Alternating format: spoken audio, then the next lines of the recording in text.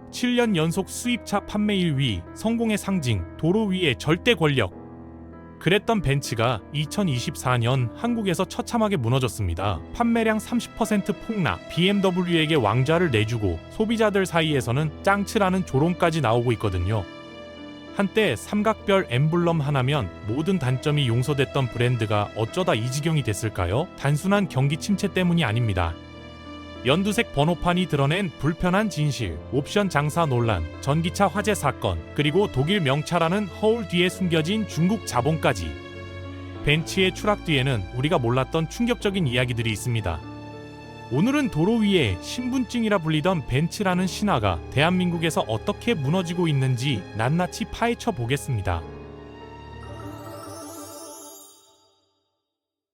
벤츠의 추락을 제대로 이해하려면 이 브랜드가 한국에서 얼마나 특별한 존재였는지부터 알아야 합니다. 한국은 전 세계 자동차 시장에서 굉장히 독특한 곳으로 통하는데 같은 모델이라도 미국이나 유럽보다 수백만 원에서 수천만 원 더 비싸게 팔리는데도 오히려 더 잘 팔리는 시장이거든요. 그 중심에 언제나 벤츠가 있었습니다. 특히 벤츠의 최고급 세단 S클래스를 향한 한국인들의 사랑은 전 세계 어디에서도 찾아보기 힘든 수준이었죠. 한때 한국의 S클래스 판매량이 유럽 전체 판매량을 넘어서는 시기도 있었을 정도입니다. 2016년부터 한국은 중국과 미국에 이어 전 세계 3위의 S클래스 시장 자리를 굳건히 지켜왔는데 인구 대비로 따지면 사실상 세계 1위라고 봐도 무방한 수치였죠. 벤츠코리아가 진행한 설문조사를 보면 S클래스 구매자들은 고급스러운 외관 디자인과 브랜드 명성, 그리고 편안한 승차감을 주요 구매적 요인으로 꼽았습니다. 이게 무슨 뜻이냐면 한국 소비자들에게 벤츠는 단순한 이동수단이 아니라 사회적 지위를 증명하는 도구이자 성공의 상징 그 자체였다는 겁니다. 옵션이 좀 부족해도 디자인이 올드해 보여도 전면에 박힌 삼각별 엠블럼 하나가 모든 단점을 상쇄해버렸죠. 이런 강력한 브랜드 파워를 바탕으로 벤츠는 2016년부터 2022년까지 무려 7년 동안 단 한 번도 수입차 판매량 1위 자리를 놓치지 않았습니다. 라이벌 BMW를 계속 압도해왔고 특히 2022년에는 수입차 브랜드 최초로 연간 판매 8만 대를 돌파하는 대기록을 세웠거든요. 누구도 넘볼 수 없을 것 같았던 철옹성이었습니다. 하지만 2022년과 2023년의 격차가 점점 좁혀지더니 2024년 마침내 지각 변동이 일어났죠. 벤츠의 상반기 판매량은 전년 동기 대비 30% 가까이 곤두박질 쳤는데 같은 기간 BMW의 하락폭은 10%대에 그쳤습니다. 시장 전체가 위축되는 상황에서도 유독 벤츠에게만 가혹한 결과가 나온 거죠. 벤츠 추락의 가장 직접적인 방아쇠는 2024년 2월 1일부터 시행된 연두색 번호판 제도였습니다. 취득가액 8천만 원 이상의 법인차에 연두색 번호판을 의무적으로 부착하도록 한 이 정책은 법인차의 사적 유용과 편법적인 세금 감면을 막겠다는 취지로 도입됐거든요. 그동안 고가의 수입차를 개인 용도로 쓰면서도 법인 명의로 구매해서 세금 혜택을 누리는 건 업계에서 공공연한 비밀이었습니다. 실제로 정책 시행 이전 통계를 보면 2억 5천만 원짜리 마이바흐 S클래스의 76.7%가 법인차로 등록됐었고 G클래스는 70% 이상이 법인차였죠.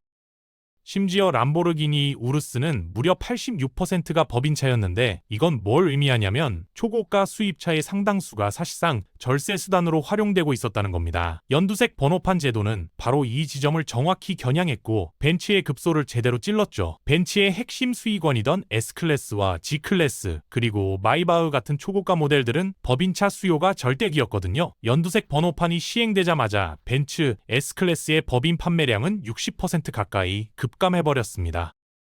물론 경기 침체로 인해 고가차 시장 전체가 위축됐다는 반론도 있습니다. 하지만 같은 기간 BMW의 법인차 판매는 오히려 소폭 증가했다는 점을 생각해보면 연두색 번호판이 유독 벤츠에게 치명타를 날렸다는 건 부정하기 어렵죠. 왜 그랬을까요? 연두색 번호판은 단순한 표식을 넘어서 일종의 낙인 효과를 가져왔기 때문입니다. 성공의 상징이었던 벤츠 S클래스가 이제는 도로 위에서 저 차는 법인 명의로 세금 혜택 받는 차라는 꼬리표를 달고 다니게 된 거거든요. 은밀하게 누리던 과시의 즐거움은 사라지고 오히려 탈세나 불법을 저지르는 사람처럼 보일 수 있다는 따가운 시선을 감수해야 하게 됐습니다. 결국 연두색 번호판은 단순한 색깔의 변화가 아니었던 겁니다. 벤츠가 법인 고객에게 팔았던 가장 핵심적인 가치인 은밀한 과시라는 무형의 자산을 완전히 박탈해버린 거였죠. 외부에서 날아온 이 충격이 벤츠를 흔들었다면 내부로부터의 균열은 그 붕괴를 더욱 가속화시켰습니다. 벤츠의 옵션 정책은 오래전부터 소비자들 사이에서 논란이었습니다. 과거의 한국 소비자들은 브랜드만 보고 차를 샀을지 몰라도 이제는 완전히 달라졌거든요. 유튜브와 각종 커뮤니티를 통해 수많은 정보가 공유되면서 국산 차와 수입차의 옵션을 꼼꼼히 비교 분석하며 합리적인 소비를 추구하는 시대가 됐습니다. 그런데 아이러니하게도 1억 원이 훌쩍 넘는 벤츠 차량에서 국산 중형차에도 기본으로 들어가는 열선 시트나 열선 핸들, 심지어 터치스크린 같은 기본 옵션이 빠져있는 경우가 비일비재했죠. 이런 기본적인 편의 기능을 추가하려면 수백만 원의 추가 비용을 내야 했고 차량 가격은 눈덩이처럼 불어났습니다. 많은 벤츠 오너들이 아니 이걸 돈 주고 사야 한다고? 라며 분통을 터뜨리는 것도 무리가 아니었죠. 하지만 진짜 논란의 정점은 구독 옵션이었습니다. 벤츠는 전기차 EQS 모델에 탑재된 리어 엑슬 스티어링, 즉 뒷바퀴 조향 기능을 구독 서비스로 제공해서 전 세계적인 비난을 받았거든요. 이게 무슨 말이냐면 이 기능은 이미 하드웨어적으로 차량에 장착되어 있는데 1년에 약 70만 원에 달하는 구독료를 내지 않으면 소프트웨어를 통해 성능을 제한해버리는 방식이었습니다. 소비자들은 이미 내 돈 주고 산 차에 장착된 기능을 사용하기 위해 왜 매년 돈을 내야 하느냐며 이건 명백한 이중과금이자 소비자를 기만하는 행위라고 강하게 반발했죠. 옵션 장난질이 금전적 배신감을 안겨줬다면 2024년 8월에 터진 사건은 벤츠가 쌓아올린 안전에 대한 신뢰를 한순간에 잿더미로 만들어버렸습니다. 인천 청라의 한 아파트 지하 주차장에서 벤츠 전기차 EQE 350 모델에 불이 났는데 이 불이 순식간에 번지면서 주변 차량 140대를 태우고 약 억 원에 달하는 막대한 재산 피해를 냈거든요. 끔찍한 사고였지만 더 끔찍했던 건 벤츠의 대응이었습니다. 벤츠 측은 배터리 관리 시스템이 전소되어 화재 원인 규명이 불가능하다는 이유로 사실상 책임을 회피했죠. 피해는 고스란히 차주와 아파트 주민 그리고 보험사들이 떠안게 됐습니다. 여기서 더 충격적인 사실이 드러났는데 화재 원인으로 지목된 벤츠 EQ 차량의 배터리가 세계 1위 업체인 CATL이나 국내 기업 제품이 아니라 세계 시장 점유율이 1%도 안 되는 중국의 파라시스라는 업체 제품이었다는 겁니다. 심지어 일부 차주들은 벤츠가 이 사실을 숨기고 마치 CATL 배터리가 탑재된 것처럼 광고했다며 집단 소송에 나서기까지 했죠. 최고가 아니면 만들지 않는다는 벤츠의 유명한 슬로건은 완전히 공허한 외침이 되어버렸습니다. 소비자들은 깨닫기 시작했죠. 자신들이 지불한 비싼 가격이 최고의 기술과 안전을 보장하는 게 아니라 원가 절감과 이윤 극대화를 위한 수단으로 사용되고 있을지도 모른다는 뼈아픈 사실을 말입니다.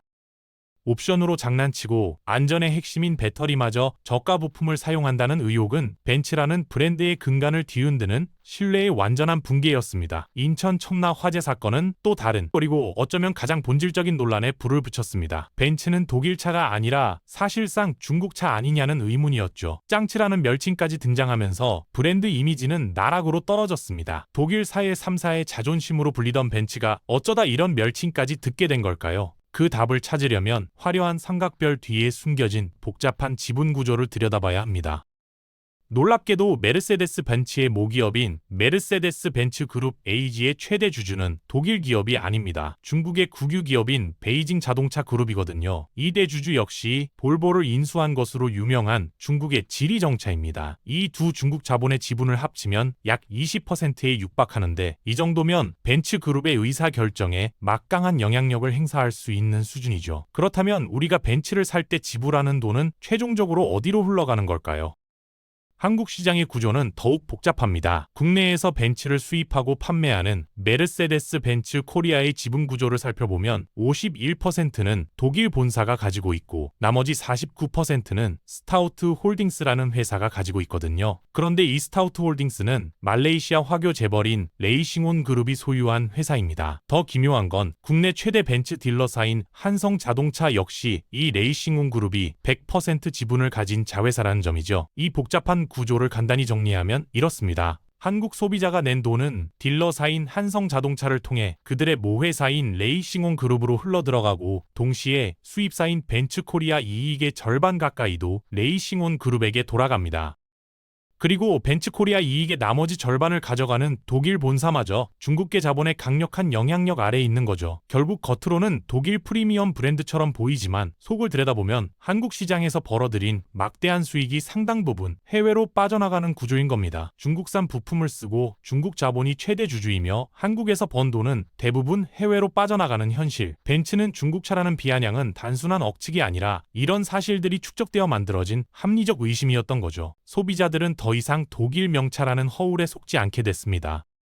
벤츠가 한국 소비자들의 신뢰를 잃고 흔들리는 동안 정반대 행보를 보인 브랜드가 있습니다. 바로 숙명의 라이벌 BMW였죠. BMW는 한국을 단순히 차를 파는 시장이 아닌 함께 성장하는 전략적 파트너로 대해왔거든요. 그 상징적인 공간이 바로 아시아 최초로 한국에 설립된 BMW 드라이빙 센터입니다. 이곳은 단순한 체험 공간을 넘어서 BMW가 한국 시장을 얼마나 중요하게 생각하는지를 보여주는 투자 그 자체였죠.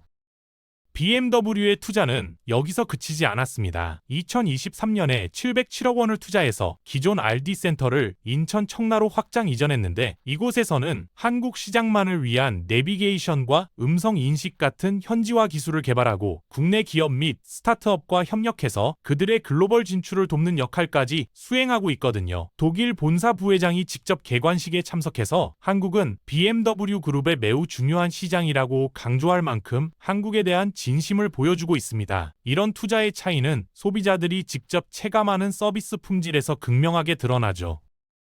BMW는 아시아 최대 규모의 부품 물류 센터를 한국에 설립하고 지속적으로 AS 인프라와 부품 공급망에 막대한 자본을 투입해왔습니다. 그 결과 소비자들은 비교적 빠르고 합리적인 가격에 정비 서비스를 받을 수 있다는 신뢰를 쌓아가고 있거든요. 반면 지나친 고급화 전략을 내세우며 높은 수리비와 느린 부품 수급 그리고 불친절한 응대 등으로 꾸준히 비판을 받아왔습니다. 벤츠코리아의 수익은 대부분 해외 주주들에게 배당금으로 빠져나가고 정작 한국 내의 서비스 인프라에 대한 재투자는 인색하다는 비판을 피하기 어렵죠.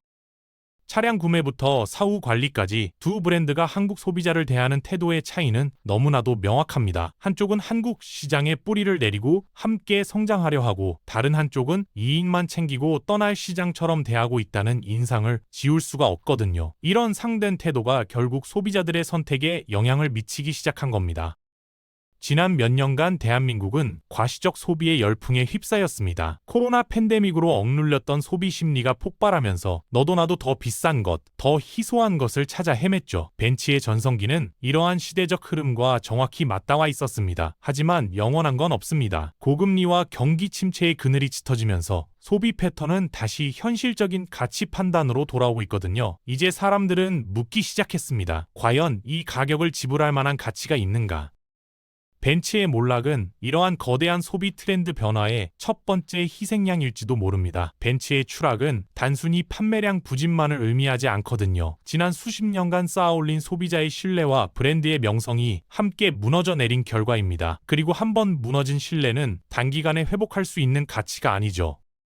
최근 벤츠코리아 대표는 한 인터뷰에서 판매량 하락에 신경 쓰지 않는다며 앞으로 더욱더 럭셔리 프리미엄 이미지를 고수할 것이라는 입장을 밝혔습니다. 하지만 많은 소비자들은 이 발언에 공감하기보다 분노했죠. 그들이 말하는 럭셔리에 정작 가장 중요한 소비자에 대한 존중관례는 빠져있는 것처럼 보였기 때문입니다. 가격은 비싸고 옵션은 부족하며 원가 절감 의혹에 안전 문제까지 심지어 브랜드의 국적마저 의심받는 상황에서 과연 벤츠는 럭셔리라는 이름의 무게를 감당할 수 있을까요? 아무리 화려한 삼각별이라도 신뢰라는 빛을 잃는 순간 그건 그저 차가운 쇠덩이에 불과합니다. 영광의 정점에서 추락한 벤츠의 이야기는 여기까지입니다.